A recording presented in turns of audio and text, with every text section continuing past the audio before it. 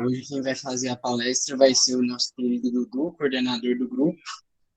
Desde já passo a palavra para ele. Boa sorte. Vamos fazer uma oração, gente. Em nome do Pai, do Filho e do Espírito Santo. Amém. Vinde, Espírito Santo, enchei os corações dos vossos fiéis e acendei neles o fogo do vosso amor. Enviai o vosso Espírito, e tudo será criado, e renovareis a face da terra. Oremos. Ó Deus, que instruíste os corações dos vossos fiéis com a luz do Espírito Santo, fazei que apreciemos retamente todas as coisas segundo o mesmo Espírito e gozemos sempre de sua consolação. Por Cristo, Senhor nosso. Amém. Vamos também nos colocar nas mãos de Nossa Senhora, pedir para que ela nos guie, certo? E abra os nossos corações. Ave Maria, cheia de graça, o Senhor é convosco. Bendita sois vós entre as mulheres, e bendito é o fruto do vosso ventre, Jesus. Santa Maria, Mãe de Deus, rogai por nós, pecadores, agora e na hora de nossa morte. Amém. São José Operário, rogai por nós. Em nome do Pai, do Filho e do Espírito Santo. Amém. Boa noite, então, gente. Teve um pequeno imprevisto. Boa noite. Boa noite, Dudu. Então, às 17h50, mais ou menos, o Dom Adair me manda um áudio falando, caríssimo, estimado Eduardo, paz e bem. Aí ele explicou que teve um certo imprevisto, né? E que não vai participar. Então, vamos rezar por ele também, vamos rezar pelo nosso grupo. E olha só que substituição, né? Olha que loucura. Eu pensei, poxa, eu liguei para a Sara e fiquei pensando assim, que é isso? O pessoal vai esperar o bispo e vai ganhar o Eduardo. Isso não é justo. Mas, como diz a nossa querida Flávia, providência arrasa, né? Dom Dario falou que vai rezar por nós, então o grupo também vai ser ótimo. Vamos lá, a gente vai fazer uma pequena e breve meditação de última hora a respeito do Corpus Christi, certo? A festa, a solenidade do Santíssimo Corpo e Sangue de Nosso Senhor. Então, nós sabemos que a razão de ser da igreja é a Eucaristia, né? A igreja, ela nasce a partir da Santíssima Eucaristia e ela vive para a Eucaristia, certo? Então, nessa próxima quinta-feira, nós vamos celebrar a solenidade do corpo e sangue de Nosso Senhor. Nós temos aquela tradicional, digamos assim, caminhada, né, com o bispo. Não sei se esse ano vai ter por conta da pandemia, né, mas em geral todo ano na Praça Cívica aqui em Goiânia nós temos essa procissão com Nosso Senhor Eucarístico. Dom Washington lá, fraquinho, cambaleando, mas muito firme, carregando Nosso Senhor no ostensório, e todos nós atrás. E é interessante a gente perceber que antes de fazer a procissão, nós participamos da missa também. Então, nós carregamos em nosso coração a presença eucarística de Nosso Senhor. Então, a procissão, nós temos Nosso Senhor no ostensório, mas também Nosso Senhor no profundo de nossos corações. Por quê? Porque nós comungamos também, certo? Então, nós temos duas festas da Santíssima Eucaristia, digamos assim, né? Duas principais festas. A primeira festa se dá na Quinta-feira Santa. Nós celebramos a instituição do Santo Sacramento. No que nós celebramos, o que nós comemoramos, o que nós meditamos na Quinta-feira Santa? Nós meditamos o fato da Santa Missa ser uma só coisa com o Santo Sacrifício do Senhor. Então, por exemplo, na Quinta-feira Santa, a liturgia começa com o nome do Pai, do Filho e do Espírito Santo, acontece a missa normalmente, certo? E termina sem a bênção, né? Termina sem a bênção final.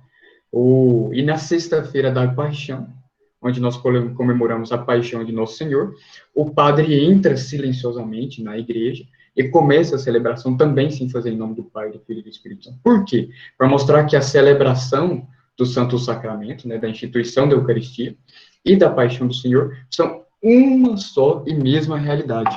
Então, a Santa Eucaristia é o próprio sacrifício do Cordeiro. Isso é o que nós comemoramos, isso é o que nós meditamos na Quinta-feira Santa, né? Na missa da instituição da Eucaristia, na missa do Lava-Pés. Então, por que uma outra celebração na quinta-feira que vem? O que exatamente nós estamos meditando? Nós estamos meditando uma outra realidade do Santo Sacramento, que é a presença real, verdadeira, substancial de Nosso Senhor no sacramento da Eucaristia. Então, na quinta-feira que vem, nós comemoramos a presença de nosso Senhor. Nós levamos a nossa fé para a rua.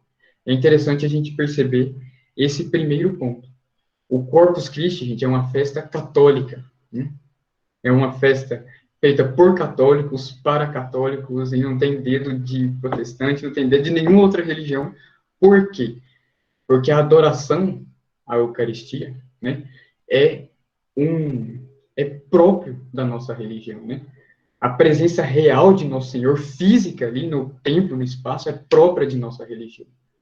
Então, é uma festa católica, e somente católica. Vamos meditar um pouquinho mais sobre isso, né? Vamos aprofundar um pouquinho mais nesse aspecto. Então, vejamos, vamos voltar um pouquinho no tempo, digamos assim. Nós sabemos que Deus é uno e trino, né? Deus é Pai, Filho e Espírito Santo. Nós sabemos isso como? Porque o próprio Deus revelou para nós, certo? Então, em Cristo, quando Cristo vem à Terra, né? É Jesus, um homem histórico, viveu num certo tempo, né? Ele nos revela que Deus é Pai, Filho e Espírito Santo. Nós não teríamos esse conhecimento se não fosse por Jesus. Jesus nos revela isso. E mais, revela que não somente a natureza de Deus é unitrina, mas que uma dessas pessoas divinas, a saber, o Filho, é Ele mesmo, encarnado. Certo? Então, que uma dessas pessoas divinas tornou-se homem. Então, nós temos uma união profunda entre a natureza humana e a natureza divina, né? A natureza divina que redime e deifica, se podemos dizer assim, né? São José Maria Escrivá falava muito assim. É a natureza divina que diviniza a natureza humana. E nós temos uma natureza humana elevada até o céu. E, além do fato do próprio Jesus ser Deus, ele institui o Santíssimo Sacramento, né? Primeiro, ele nos chama a ele. Então, ele diz, vinde a mim, vós todos, que estáis cansados e fatigados, e eu vos darei descanso. Ele diz, eu sou o caminho, a verdade e a vida. São João diz na sua primeira carta, né? Quem tem o Filho tem a vida. Então, nós somos convidados a nos unirmos pela fé, cada vez mais, a esse Filho, né? A esse Deus encarnado, verdadeiramente.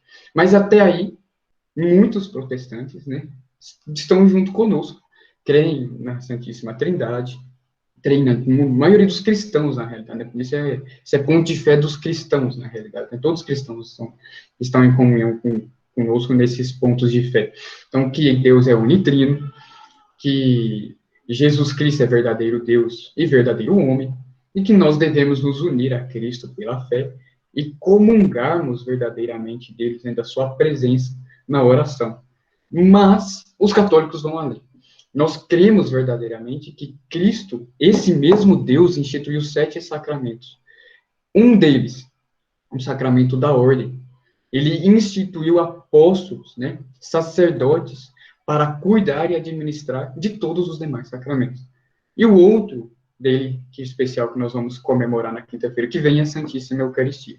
Então, somente um sacerdote católico, verdadeiramente e validamente ordenado, consegue, digamos assim, consagrar o pão e o vinho no corpo e no sangue de nosso Senhor. E no pão e no vinho, sob as espécies do pão e do vinho, nós temos verdadeiramente Deus presente. Então, é isso que o Concílio de Trento vai propor para a gente, né? É a presença verdadeira, é a presença real, é a presença substancial de Jesus na Santíssima Eucaristia, né? Por debaixo das véus do pão e do vinho. Então, quando um protestante chega a nós, né, e fala assim, vocês adoram imagem, sabe? Isso é o que nos diferencia de vocês. Não é isso, gente. Isso é uma acusação muito boba, sabe? Isso é muito superficial, não tem nada a ver. Todo mundo sabe que a gente não adora imagem. A gente não crê que, por exemplo, aqui está um crucifixo. Eu não creio que Jesus está aqui. Está aqui a imagem de Nossa Senhora, sabe? Quebradinho um pouquinho, mas muito bonita. Eu não creio que Nossa Senhora seja isso aqui. Então, não tem nada a ver essa acusação. Mas eles podem nos acusar verdadeiramente de adorarmos um pão, digamos assim, né? Que é a Santíssima Eucaristia. Então, isso realmente nos difere, né? Nós adoramos nosso Senhor Eucarístico sobre as espécies de vinho. sobre as espécies do pão. Nós nos ajoelhamos diante de nosso Senhor Eucarístico, certo? Nós nos inclinamos diante de nosso Senhor Eucarístico. Nós acendemos velas no altar quando Ele está presente. Nós acendemos incenso e incensamos, certo? A Santíssima Eucaristia. Tocamos sinos. Cremos verdadeiramente que nos acompanhando no ato de adoração estão todos os anjos e santos ali presentes também. Então, veja, olha só a profundidade do que nós estamos comemorando na Quinta-feira Santa, né? No Corpus Christi, nós levamos essa festa para a rua. Nós celebramos essa fé de maneira pública. E por que isso foi necessário? Justamente pela dicotomia que eu estava aqui estabelecendo, né? No primeiro milênio do cristianismo, não houve sequer uma proposta doutrinária cristã que negava a presença real de Nosso Senhor na Eucaristia. Mas a partir do primeiro milênio, nós tivemos várias outras propostas, né, que nós chamamos de heresias, que negavam essa presença. Então, a partir do momento em que protestantes e diversos outros grupos doutrinários particulares, né, começaram a negar essa presença, foi necessária, digamos assim, uma festa para celebrar aquilo que nós mesmos cremos e para reiterar a nossa própria fé, porque isso também nos abala. Basta a gente ver os nossos cultos, né, ou as santas missas que nós participamos hoje. Quantas pessoas participam como se não fosse ali, como se não tivesse ali a presença do Rei dos Reis, né? Quantas pessoas sequer se ajoelham, né, no momento da consagração? Quantas pessoas, não, o sacerdote levanta o Rei dos Reis, né, o pão dos anjos, é o Criador dos anjos, sabe? É o Criador de todo o céu e da terra. E algumas pessoas estão mexendo no celular, né? Outras pessoas saem para beber água, sabe? Outras estão dormindo. Então, isso é uma atitude contrária ao espírito daquilo que nós vamos celebrar na quinta-feira que vem. E quando nós falamos da presença real de Nosso Senhor na Eucaristia, nós não falamos de uma presença estática, né? Não é uma presença parada, Ele não está ali parado, né? Nós somos chamados a comungá-lo, nós somos chamados a pegar Ele e colocar no mais profundo do nosso coração. Então, eu estava checando um pouco a Sagrada Escritura, né, para ver se havia alguma passagem a partir do qual nós poderíamos meditar um pouco mais a respeito dessa presença, né, e desse mistério sublime da fé. E apareceu um pouco da carta me pareceu muito propício nesse momento a gente citar e meditar um pouco do final, né, da primeira carta de São João. Então, a primeira carta de São João, em primeiro, ela nos exorta a romper com o pecado, a romper com o mundo e a tomar cuidado com as doutrinas do anticristo. Mas em certo momento ali da carta de São João, deixa eu ver se eu não anotei o capítulo e o versículo, então não vou saber falar para vocês, mas em certo momento ali na carta de São João, ele diz o seguinte: Deus é amor. Aquele que permanece no amor, permanece em Deus e Deus nele. Nisto consiste a perfeição do amor em nós. Que tenhamos plena confiança no dia do julgamento, porque tal como ele é, também nós somos neste mundo. Não há temor no amor. Ao contrário, o perfeito amor lança fora o temor. Então, eu vou repetir essa passagem, né? Inclusive, tem uma pessoa aqui, deixa eu ver. Oi, Sofia, você tá bem? Boa noite, Sofia. Essa moça aqui eu conheço. A gente leu essa passagem junto há um tempo atrás, não foi, Sofia? Você lembra? Pois é, justamente essa passagem. Então, vamos continuar. Então, Deus é amor. Aquele que permanece no amor, permanece em Deus e Deus nele. Eu acho que esses dois versículos, né, conseguem resumir todo o ato de comunhão sacramental que nós fazemos, né? Nós temos o próprio Deus presente na Eucaristia e não há momento melhor, digamos assim, né, em que Deus permaneça mais em nós e nós nele. É verdadeiramente aí, no momento da comunhão sacramental, que Deus permanece no nosso coração e nós permanecemos em Deus. Certo? É o momento em que o céu toca nós, que estamos na terra. É o momento em que o infinito toca nós, que somos completamente contingentes.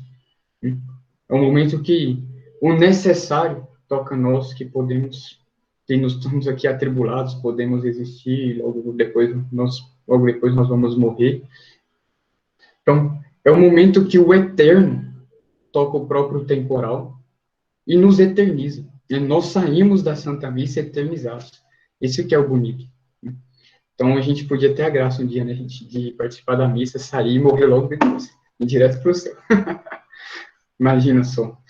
Foi o que aconteceu com São João Paulo II. Né? São João Paulo II, se eu não me engano, ele faleceu meia hora depois, ou uma hora depois, de celebrar sua última Santa Missa. Ele era tão velhinho que ele não foi ele realmente o sacerdote principal da celebração, né? E enquanto o sacerdote, ele estava co-celebrando, né? Então, enquanto o sacerdote principal consagrava as espécies de pão e de vinho, você via ele em pé, mas realmente todo frágil, sabe? Quase caindo, sabe? Daquela maneira que vocês devem imaginar. E ele sussurrava as palavras da consagração, né? Ele sussurrava as palavras da consagração somente. E recebeu a Santíssima Eucaristia e logo depois faleceu, né? Foi para o céu. E é muito bonito. Então, Deus é amor. Aquele que permanece no amor, permanece em Deus e Deus nele. Comungando, nós permanecemos verdadeiramente no amor, porque a Eucaristia é o amor, né? A Eucaristia é o sacramento do amor. Imagine só, Deus fez-se, eu adoro essa parte do Padre Fidesz, né? Deus fez-se homem por nós. Aí ele fica estupefado e fala, mas pão? Deus fez-se pão? Ele fala assim, né? Então, que Deus fez, o fazer-se homem por parte de Deus já é surpreendente. Mas Deus se faz pão. Deus se faz comida. Deus se faz verdadeiramente bebida por nós. Né? Isso é muito mais impressionante. Na Quinta-feira Santa, eu não sei se alguém já teve a oportunidade, por exemplo, de participar de alguma missa no rito extraordinário, por exemplo, né? Mas no rito antigo, eles tinham ele na Quinta-feira Santa, se eu não me engano, depois das 10 horas, né? Eles celebram uma liturgia que falam que a Santíssima Eucaristia é a prisão de amor de Deus, né? Deus se faz prisioneiro de amor por nós na Santa Eucaristia. Então, continuando a passagem que nós estávamos lendo, Deus é amor, aquele que permanece no amor, permanece em Deus e Deus nele. E nisto consiste a perfeição do amor em nós. Que tenhamos plena confiança no dia do julgamento. Porque tal como ele é, também nós somos neste mundo. Esses dois outros versículos nos chamam a atenção também. Pois tal como ele é, também nós somos neste mundo. Porque comungando de nosso Senhor Eucarístico, é como se a cada comunhão ele fosse se tornando verdadeiramente e mais profundamente presente em nosso coração, em nossas almas, e em nossas almas fosse tomando um verdadeiro aspecto de Cristo, né? Então, nas palavras de São José Maria Escrivá, de novo, nós vamos nos tornando outro Cristo, ou melhor, o próprio Cristo. Então, nós vamos exalando o perfume de Cristo. Nós começamos a falar como Cristo, a pensar como Cristo, a reagir como Cristo. Por quê? Porque Cristo verdadeiramente está em nós. Então, se cumpre aí, nesse momento, as palavras de São Paulo. Não é nós que vivemos, mas é Cristo que vive em nós. Então, a cada momento que nós saímos da Santa Missa, nós morremos na Santa Missa. E Cristo que passa a viver no profundo dos nossos corações. Então, nisto consiste a perfeição do amor, também diz São João. Que tenhamos plena confiança no dia do julgamento. Isso me lembra, por exemplo, do Beato Carlos Acutis. Né? Ele falava que a Santíssima Eucaristia era a sua autoestrada para o céu. Imagina só a confiança que o Carlos Acutis teve no momento da morte. Deve ser muito bonito, né? Ele queria morrer, ele ansiava pela morte. Por quê? Porque plenamente unido a Nosso Senhor Eucarístico, ele tinha total e plena confiança de que iria para o céu. E nós também temos que ter essa confiança, né? E essa confiança só vai ser nos dada se nós participamos muito bem do santo sacrifício do Senhor. Se nós realmente nos ajoelhamos e adoramos Jesus presente no Santíssimo Sacramento. Então, essa é uma consequência perfeita da comunhão, por exemplo, diária, né, da participação diária na Santa Missa.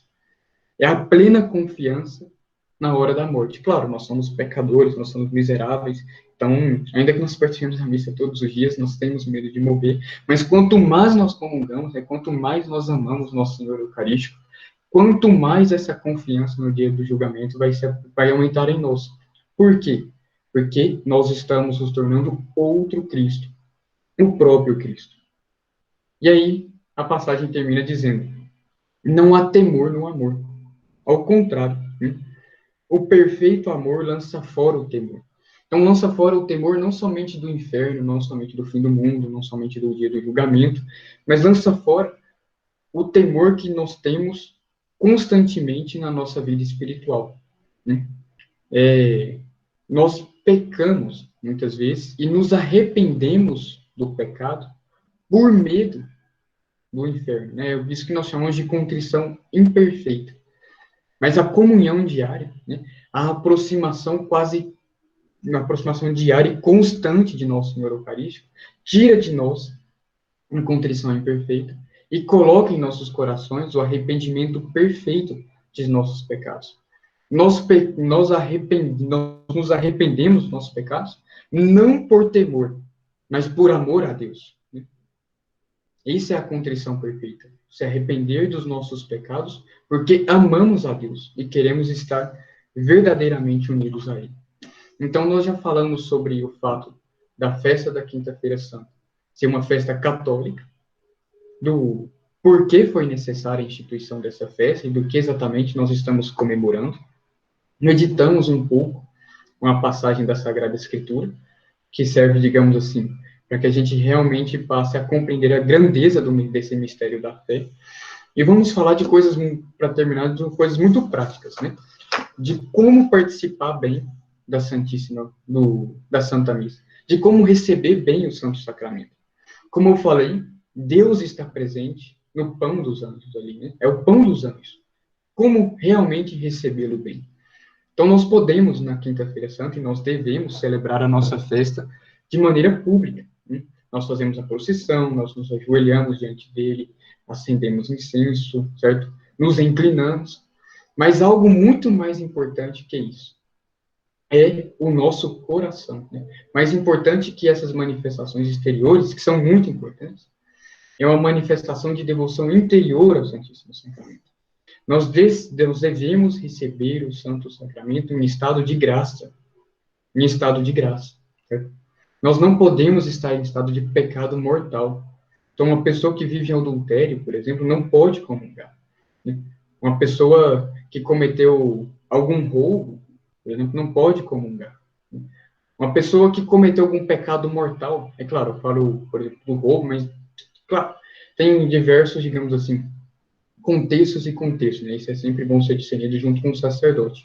Mas, em última instância, em pecado mortal, né? E com um estado indigno da alma, nós não podemos, como diz São Paulo, nos aproximarmos do banquete do Senhor. Nós temos que ter nos confessado. Né? Porque Cristo disse aos apóstolos, recebei o Espírito Santo, né? E soprou sobre eles o Espírito Santo. E disse, os pecados que perdoardes, eles serão perdoados. Os pecados que reterdes, eles serão retidos também. Nesse momento, ele institui o sacramento da penitência, a confissão. Então, nós cremos realmente que quando vamos a um sacerdote católico, ele nos perdoa os pecados com a sua fala ao final, certo? E deixa a nossa alma em estado de graça. E é nesse estado de graça que nós devemos participar do Santo Sacramento. Tem um livro aqui, que se chama As Excelências da Santa Missa, de São Leonardo de Porto Maurício. E lá na página 76, ele tem uma história muito, muito, muito boa, para que a gente compreenda o porquê, né? O porquê devemos participar em estado de graça e como é, né, participar em estado de graça. Então, é uma história bem legal, tá, gente? Não é nada entediante, eu vou ler um pouquinho aqui. Ele diz o seguinte, a bem-aventurada Ivete de Rui teve certo dia uma visão que deveria inspirar nas pessoas o temor respeitoso pelos santos mistérios. Ao assistir à Santa Missa, a Santa Viúva, né, Santa Ivete de Rui com H, tá, gente? A Santa Viúva viu um espetáculo terrível. Perto dela havia uma dama distinta, que parecia ter os olhos fixos no altar, mas não para seguir o santo sacrifício, nem para adorar ao Santíssimo Sacramento, que ia receber, mas sim para satisfazer uma paixão impura que lhe despertava um dos cantores do coro. Olha só, a moça estava na Santa Missa e não estava nem ligando com o que realmente iria acontecer ali. Ela estava apaixonada pelo cantor. Então, eu espero que ninguém seja uma condição semelhante aqui. Continuando, então. Quando esta infeliz de São Leonardo se levantou para aproximar-se da mesa sagrada, a bem-aventurada Ivete viu em volta dela um grande número de demônios que dançavam e saltavam em demonstrações de regozijo.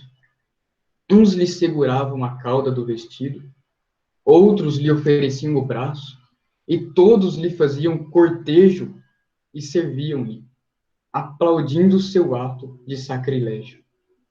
No momento em que o sacerdote descia do altar com a Santa Hóstia na mão a fim de dar a comunhão àquela infeliz, pareceu a Ivete que o Salvador abandonava as santas espécies e voltava ao céu, por não poder habitar em uma alma rodeada de espíritos impuros.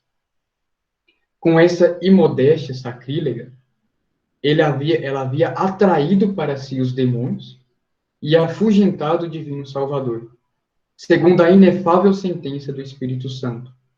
Ele cita a Sabedoria, capítulo 1, versículo 4. A sabedoria encarnada não entrará em uma alma depravada, nem habitará em um corpo escravo do pecado. Talvez tu me digas que não és do número dessas infelizes criaturas, que não se comportam com moderação, nem com decência. E eu creio nisso com boa vontade de São Luís. De São Leonardo, desculpa. Se, entretanto, vais à igreja com certos trajes escandalosos, mereces todas as censuras. Que sofrimento! Transformas assim o templo sagrado em covil de ladrões, pois roubas a honra e a atenção devidas a Deus com as distrações que provocas em todos. Então, nós devemos participar da Santa Missa em estado de graça. Santa Ivete de Rui, essa moça que comungou em estado de pecado mortal, viu que ao redor dela tinha demônios que realmente festejavam pela comunhão sacrílega dela. A cada fiel que comunga em estado de pecado mortal, nós temos uma vitória do demônio. E uma vitória, digamos assim, em dobro. Né? Por quê? Que não basta que ele esteja em pecado mortal, ele se aprofunda no pecado quando isso acontece. Então, comunguemos em estado de graça. Comunguemos também sempre que nós formos comungar, né, nos preparemos com certa antecedência.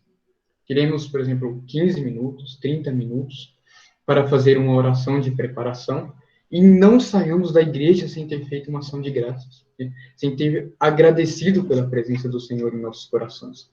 Então, os santos falavam, na realidade, quem falava isso era, deixa eu ver, vai estar aqui, só um segundo.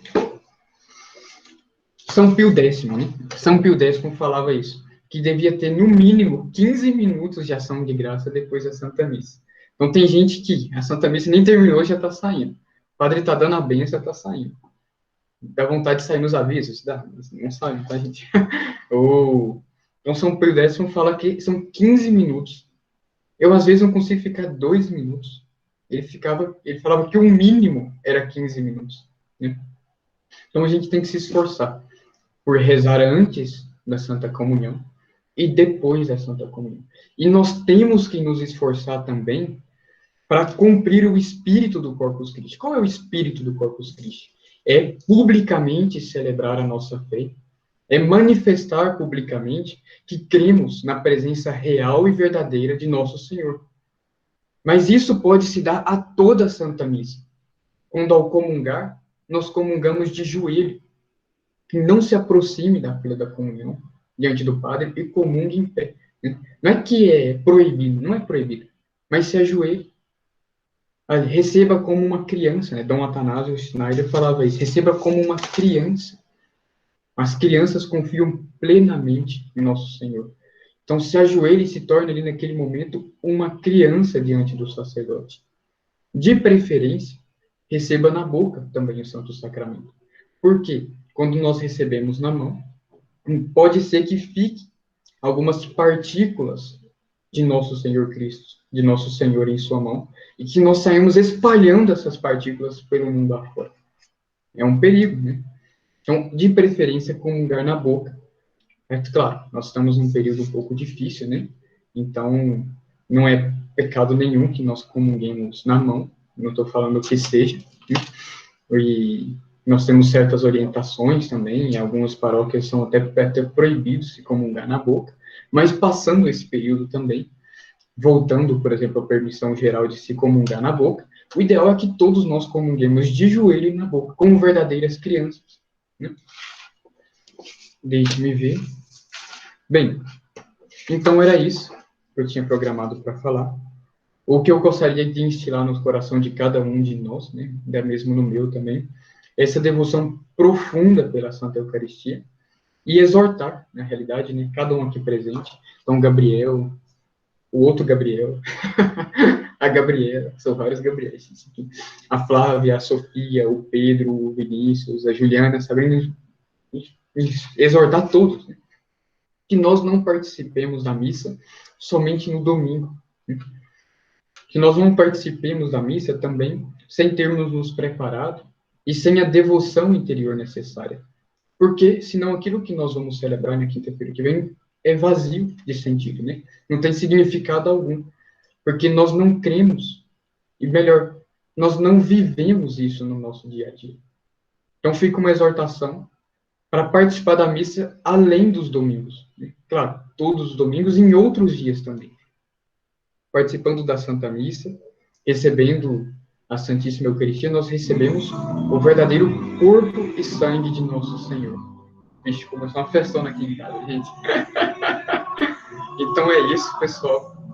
Vamos terminar fazendo uma pequena oração.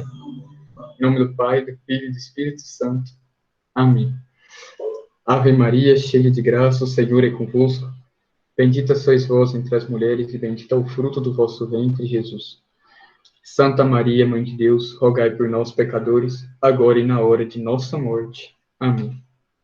Nossa Senhora, primeiro sacrário vivo da terra, rogai por nós. Em nome do Pai, do Filho e do Espírito Santo. Amém. Então, gente, nós tivemos duas grandes dificuldades hoje para esse grupo, só contando uma pequena história. A primeira foi com o Dom Adair, ele cancelou, né? Então, porque esse imprevisto em cima da hora. E o segundo foi com a minha família, como vocês bem sabem, sábado é dia de festa aqui em casa. Então, para pedir para baixar o modão, o sambinha, sabe, foi um pouco difícil, mas não conseguimos. O grupo saiu. Então, alguém tem alguma partilha, alguma dúvida também?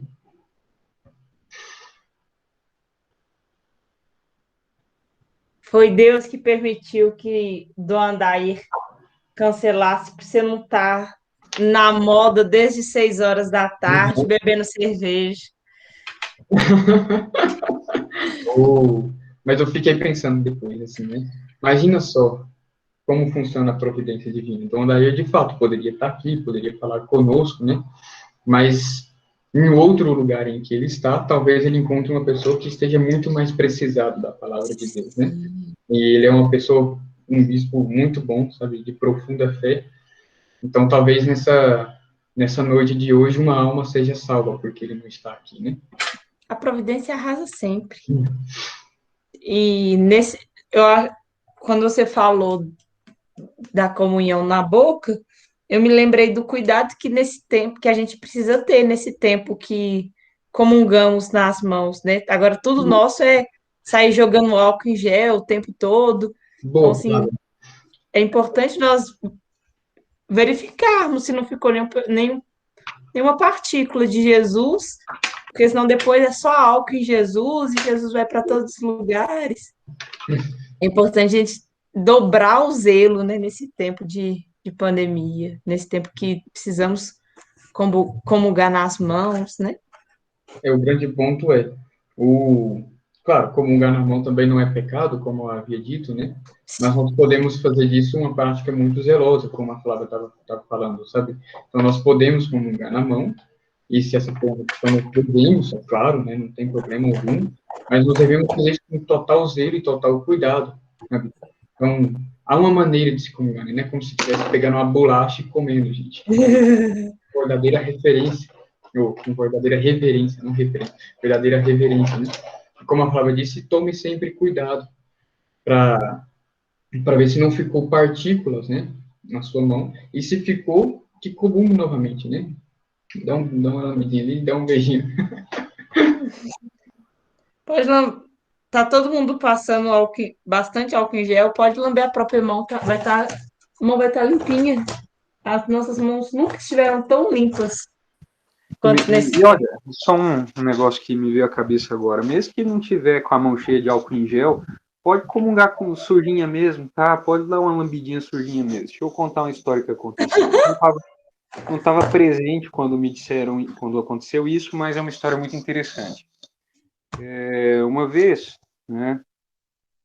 Isso foi uma pessoa por quem tenho uma grande estima, me contou. O padre estava celebrando a missa e alguém comungou, depois tirou Nosso Senhor de dentro da boca, né? Foi até o estacionamento e pregou Nosso Senhor Jesus Cristo no para-brisa de algum carro. E, por obra da graça, né, um coroinha viu o que aconteceu e chamou o padre depois do fim da missa, né? O padre foi lá com todo cuidado, raspou, né, o Nosso Senhor do para-brisa do carro, né? E aí, padre, o que a gente faz? O que a gente faz agora? Claro, há um procedimento para quando acontece isso, mas o padre foi tão amoroso nesse momento que ele comungou. Mesmo que já tivesse sujeira, mesmo que tivesse um monte de porcaria já em volta, né? Não foi um gesto higiênico. Mas é o seguinte, uma coisa que essa pandemia fez todo mundo ficar meio mongoloide, né? Não posso morrer. Eu tenho que passar álcool em gel, tenho que usar luva, tenho que usar máscara, eu tenho que ficar isolado dentro de casa. Gente, pelo amor de Deus, a morte eterna é muito pior do que isso aí, né? Se a gente fica vivendo como se a eternidade não fosse uma realidade, de fato, né, faz todo sentido que nós usemos essas parafernálias todas e nos cuidemos de uma forma exagerada. Não que nós não nos devemos cuidar, mas exagero demais, como se a morte fosse evitável, né? Isso não é coisa de cristão, não. Uma coisa que o Eduardo falou no início da, da palestrinha dele,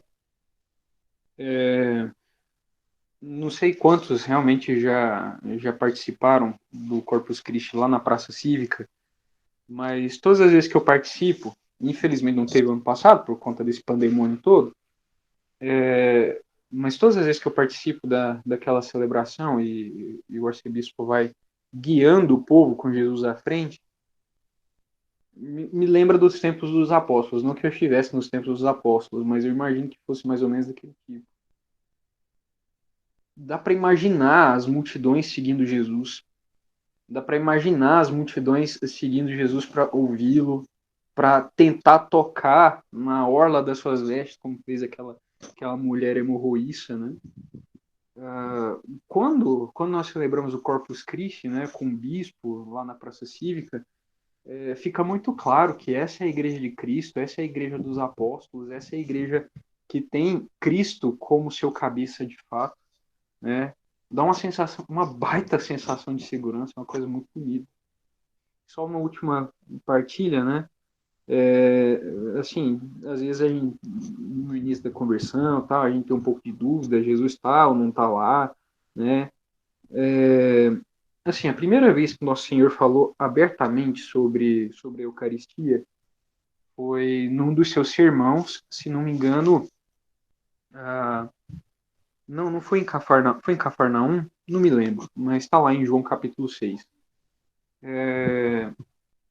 O Senhor no dia anterior tinha multiplicado os pães, né, e dado de comer a uma multidão, né, dispondo apenas de alguns pãezinhos, né? E sobraram ainda 12 cestos, né, dessa multiplicação. À noite, ele caminha sobre as águas. No dia seguinte, ele faz um discurso na sinagoga.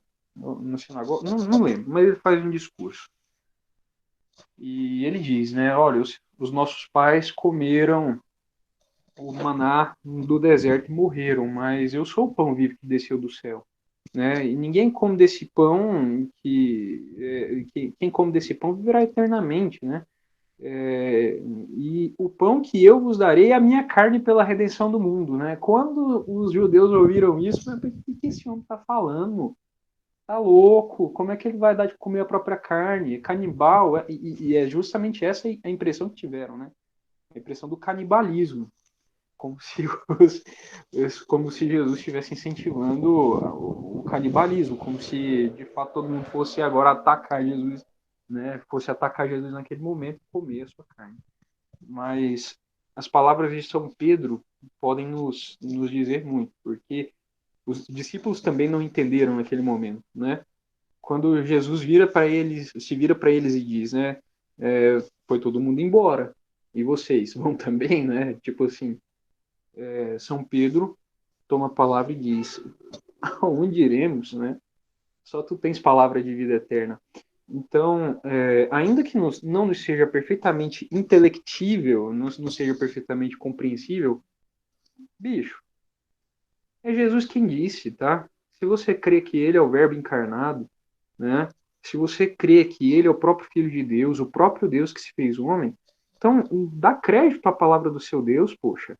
Né? Não é qualquer homenzinho com filosofiazinha que deve te tirar a tua fé, poxa. Né? É impressionante como a nossa fé muda, né? É abalada por gente tão pequena, né? Às vezes alguma pessoa tão ignorante vem e tira a nossa fé, não pode ser assim, né? Então, se você não acredita que Jesus é Deus, né? Então, reza a oração do Espírito Santo e pede para o Espírito que revelou para São Pedro que ele era o Filho do Deus vivo, também te aumente a fé. Mas se você crê que Jesus é o Filho de Deus, dá crédito à palavra do teu Deus, poxa. Foi ele que nos ensinou que ele daria a sua própria carne e o seu próprio sangue como comida e como bebida. Né? É isso.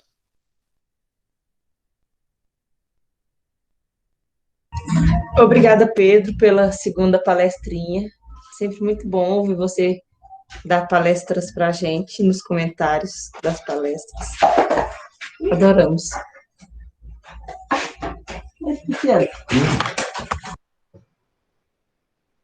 O Bruno levantou a mão, mas eu não sei se...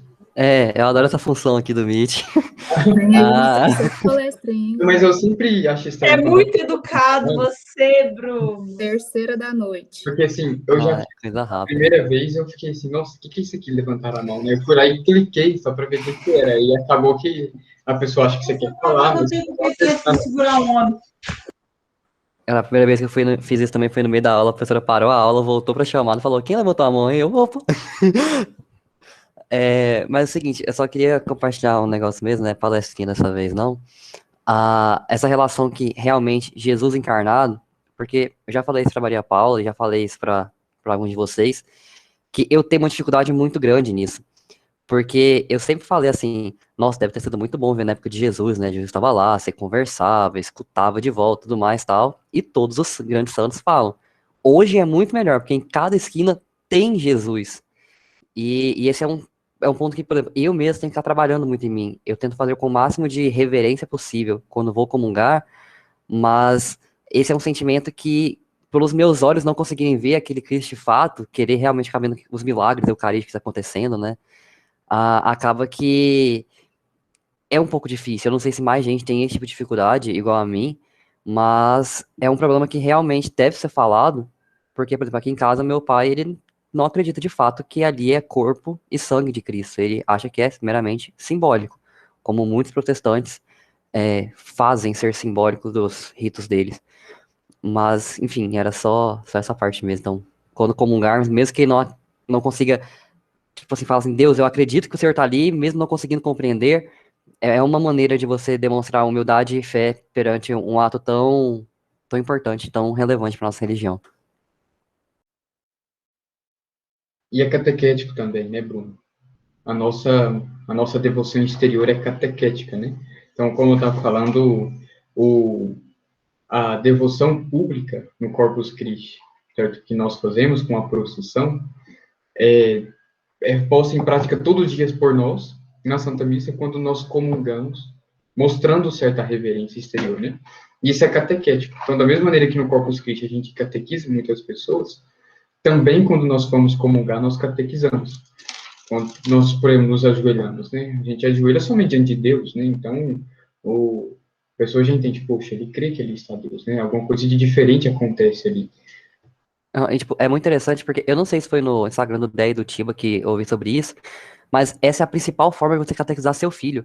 Porque, querendo ou não, ele vai mimetizar o pai e a mãe. Então, na hora que você vê o pai se ajoelhando, ficando em silêncio, em contração, a criança, ela mesmo não entendendo aquilo ali, porque a capacidade cognitiva ainda não está formada, ela, no primeiro momento, imita. E a partir do momento que ela começa a imitar, ela vai chegar uma hora e falar, por que disso?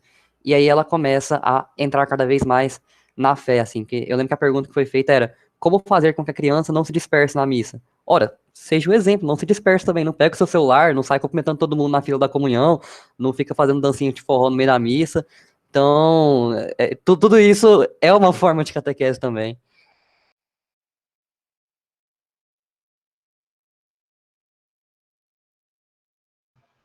Mais alguém tem algum comentário? Alguma dúvida? Não, Senão nós podemos... tirar a foto. Maria Paula, quer falar alguma coisa? Não, só para falar que eu deixei meu comentário no chat, né?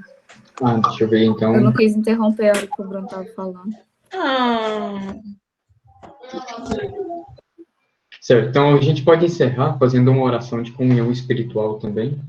Eu vou compartilhar a oração aqui.